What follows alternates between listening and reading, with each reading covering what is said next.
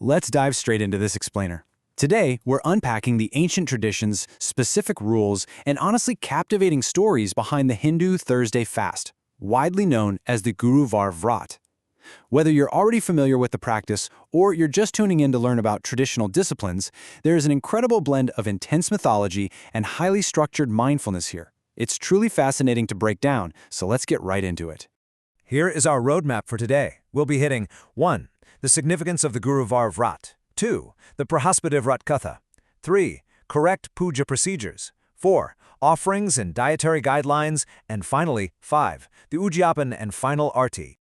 All right, kicking things off with Section 1, the significance of Guruvar Vrat and its astrological and spiritual power. So the absolute star of the show here is Brihaspati. If you know a bit about Vedic astrology, you know he represents the planet Jupiter. He's literally considered the ultimate cosmic teacher, the Dev Guru. And because of that, he governs some pretty major aspects of life: wisdom, education, pure sattvic energy, immense prosperity, and even finding a desired life partner. Now, the traditional texts are very specific about how this works. You commit to observing this fast for 16 consecutive Thursdays. The goal here is to essentially balance your astrological energy. By tuning into Jupiter's positive frequency, practitioners believe they can clear out severe financial hurdles, attract massive prosperity, and ensure a joyous married life. So, as you can see, it's a rigorous commitment, but the intended outcomes are huge. Those high stakes bring us right into Section 2, the Brihaspati Vrat Katha, or the Legends of Faith. The primary Katha is a wild, rapid-fire story. It centers around a great king who loves giving to charity, and his queen who absolutely despises it. One day, Lord Brihaspati actually visits their palace disguised as a sadhu, seeking alms. The queen totally disrespects him, demanding an end to all this charity so she can just be left in peace. Well, the disguised deity grants her wish. In just 3 weeks, their entire kingdom and wealth vanish. The king is literally forced to go chop and sell wood in a foreign land just to survive. It's only when the starving queen's sister teaches her the strict Thursday fast that they regain Brihaspati's favor and their prosperity is miraculously restored. And then there's a second legend that totally flips the script.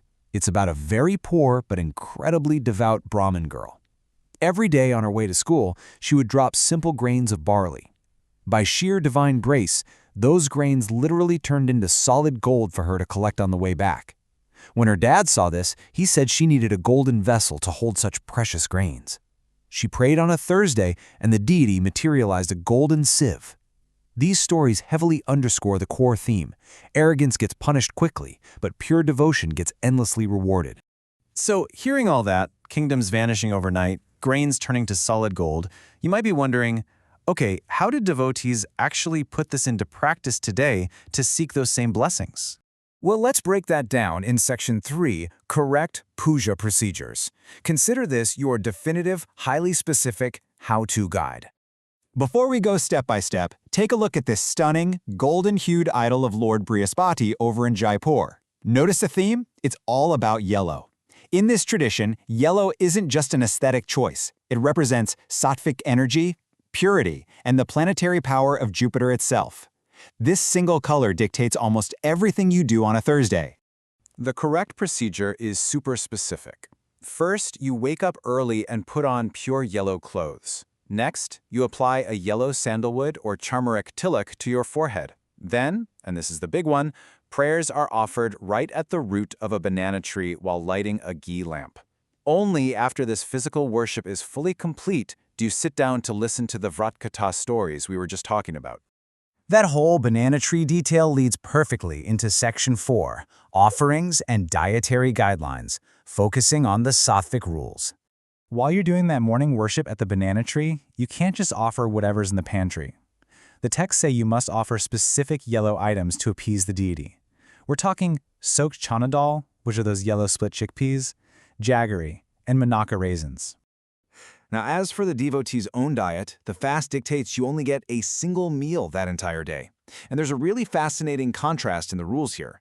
You must eat yellow, sattvic foods like chana dal, besan laddus, or mangoes. But here's the catch. You are strictly forbidden from consuming even a single grain of salt. None. Also, quite ironically, since you just worshipped a banana tree, eating actual bananas on this day is totally off limits, along with papaya, meat, and alcohol. It's an incredibly profound exercise in self-restraint. Okay, rounding out our deep dive, let's look at Section 5, Udyapan and Final Arti, and how to properly complete this massive vow. So you've made it through 16 weeks of fasting and unsalted yellow meals. The 17th Thursday is the Udyapan, the grand finale. And guys, this is intense. To properly seal the vow, the devotee actually has to chant the Brihaspati seed mantra a staggering 19,000 times. It's usually done in the evening, wraps up with a havan, a sacred fire ritual, and feeding Brahmins. Plus, you have to make charitable donations, strictly of yellow items, which can range from simple chana dal all the way up to literal gold and yellow sapphire, depending on what you can afford. The whole 16-week journey officially concludes with the joyous singing of the Arti.